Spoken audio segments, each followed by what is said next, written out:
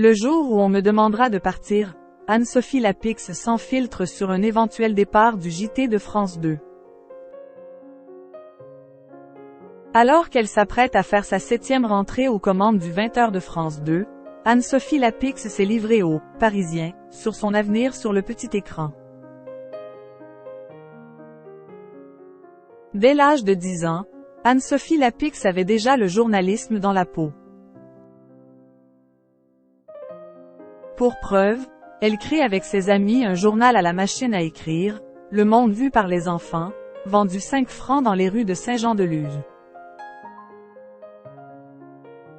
Et le rêve d'enfant est devenu réalité pour celle qui est sur le point d'orchestrer la grande messe de l'info sur France 2 pour la 7e année consécutive. Mais à 51 ans, l'épouse du publicitaire Arthur Sadden a conscience que ce prestigieux rôle ne lui sera pas éternellement accordé. Le jour où on me demandera de partir, cela ne me traumatisera pas dans le sens où je m'y attends, a-t-elle ainsi confié dans les colonnes du Parisien ce samedi 26 août. Je suis absolument convaincu qu'on n'est pas propriétaire du journal, a ajouté la remplaçante de David Pujada. Lucide, Anne-Sophie Lapix l'est assurément, mais elle sait aussi qu'il ne faut pas forcément se fier au bruit de couloir. Il y a 6 ans, quand la présidente de France Télévisions m'a confié ce poste, des oiseaux de mauvais augure prédisaient le pire. Finalement, ça s'est bien passé et je suis heureuse d'être encore là.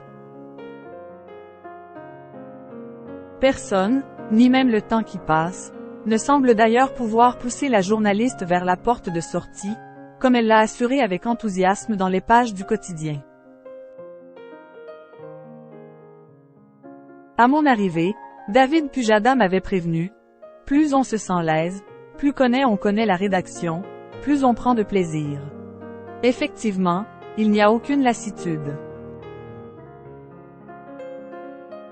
Anne-Sophie Lapix écartée du JT, France 2 réagit.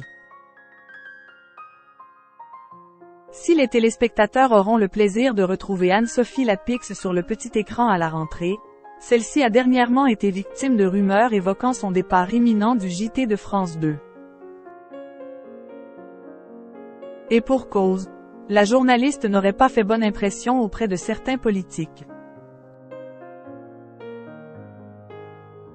Et c'est Alexandre Cara, directeur de l'information du groupe de télévision publique, qui avait alors tenu en personne à faire taire les mauvaises langues lors d'une interview accordée au Figaro en février dernier.